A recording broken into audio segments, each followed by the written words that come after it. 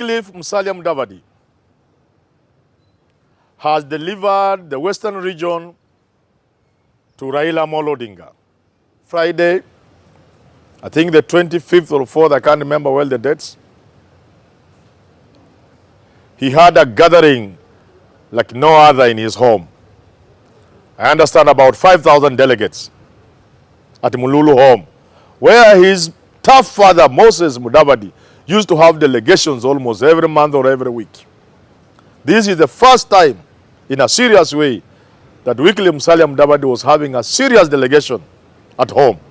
It is not about me personally. Even me personally, I have been out of government for 15 years. But I'm alive. I am not dead. You can see me here physically. You can touch me.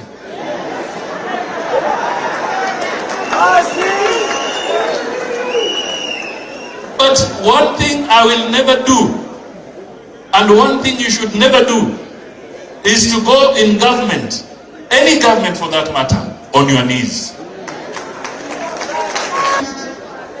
Ati kwa sababu tunataka tuingie kwa serikali. Hapana.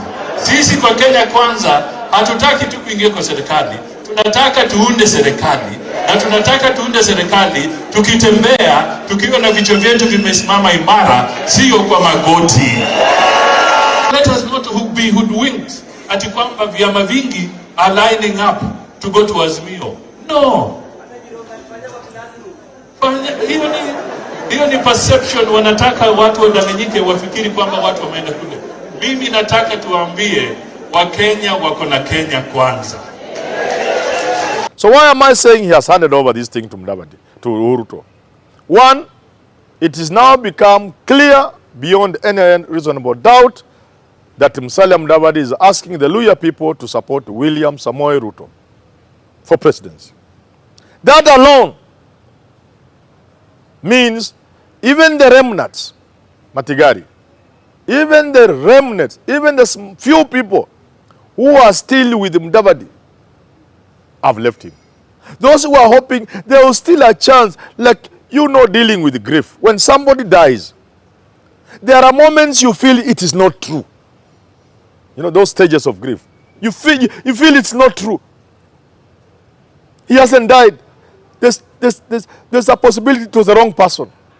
Even those who have been under that grief moment and period, thinking Mudavadi really hasn't gone, he will still stand, it's now been confirmed to them that he's not going to stand for election as president.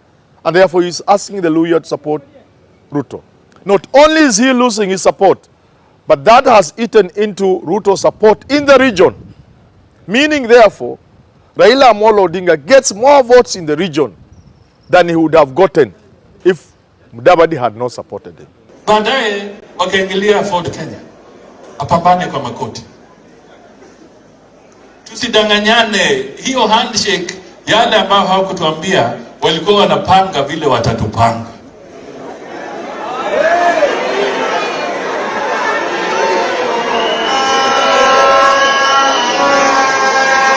Walikuwa wanapanga vile watafanya nini?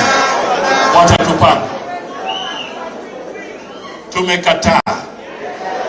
Tumekataa, hatutapangwa. Tunaelewana kabisa. Wameunda vyama, parties to dismember our communities. Parties that have not fulfilled all the requirements of registration. Wanawapatia certificate of registration mara moja. Wanawapatia pesa. Wanasema enda tengeza delegates conference. And don't be cheated. Tujiulize, out of all those parties, how many members of parliament do those parties have? People are asking this. If Mudavadi was made king in 2016 by Francis Atwoli during the coronation of December 31st or thereabout, or 30th, 2016, and many people asked him to take that crown home and invite people for tea, he didn't do it. Where has he now found the energy, the resources to call 5,000 delegates? And people are saying now it is because William Samoei Ruto has sponsored that meeting. You can see what my brother is doing to himself and to the community. People are saying the guy couldn't even call a meeting to give people tea. It has to take a Ruto support, not just with their NDC at Bomas, but now even to invite people to his own home to give them a cup of tea. That finishes Mudavadi and makes an entry direct for Raila Odinga. People are also arguing, if Musalia Mudavadi had the capacity, the will to invite people to his home, why didn't he invite people to ask them whether or not he should go to Ruto and UDS? Because he would not have had the resources, neither would Ruto have given him the resources until it got to a point where Ruto was sure that Mudavadi was in the box. And now that Mudavadi is in the box, certainly,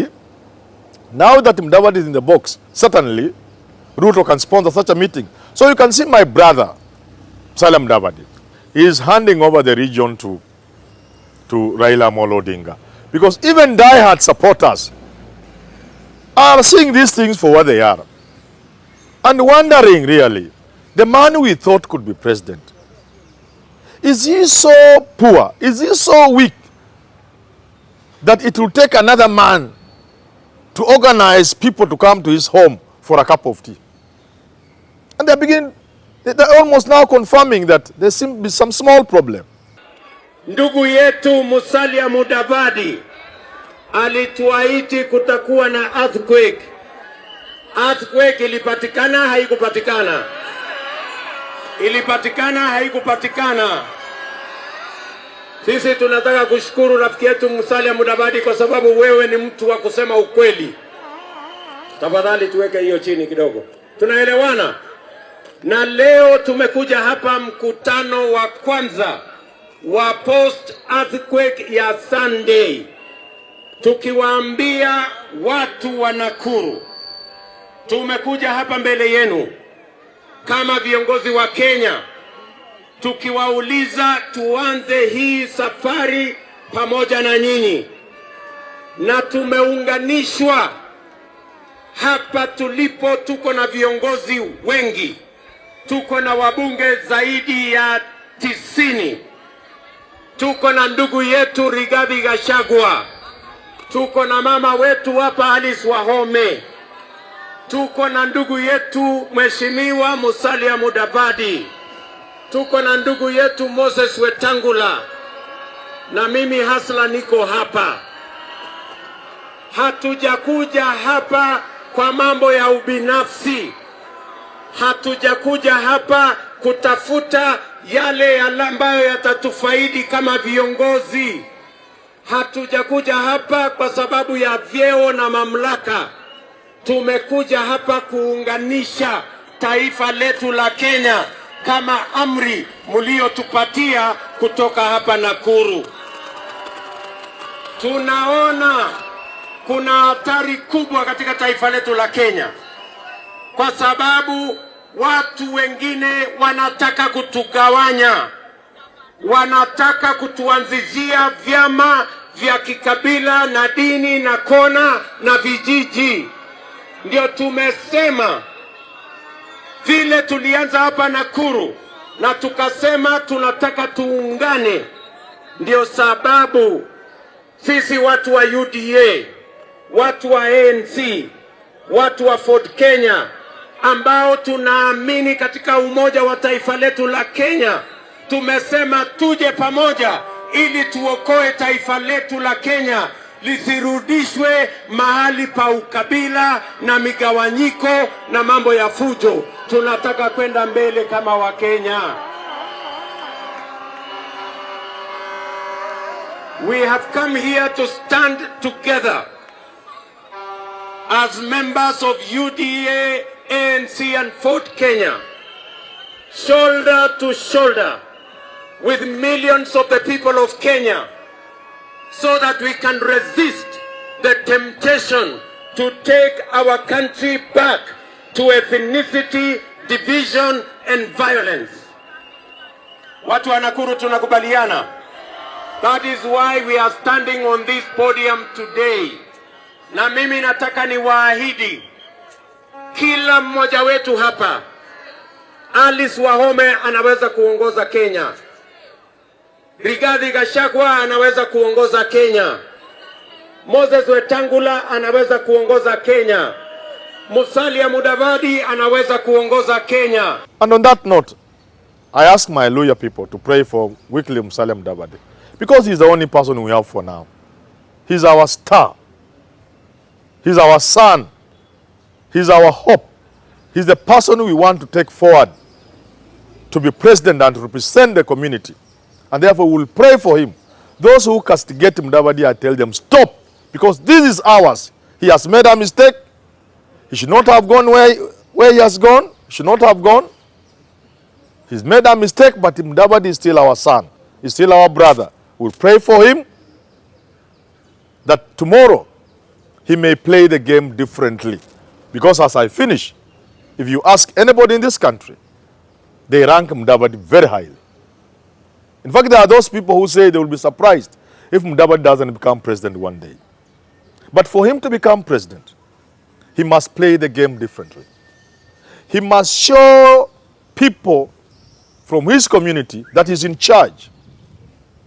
You don't show people you are in charge when you can't even buy people a cup of tea in your home. Another man must come and sponsor it for you. You don't show you are in charge of your party, which is almost a community party, when it will take another person to sponsor even your NDC. No, you don't. And neither are you a poor man. Get friends, work with them, pool resources together with friends and relatives, and show the ground that you are your own man and that the Luhya community have a leader in you. And we pray for you that that day comes. But for now,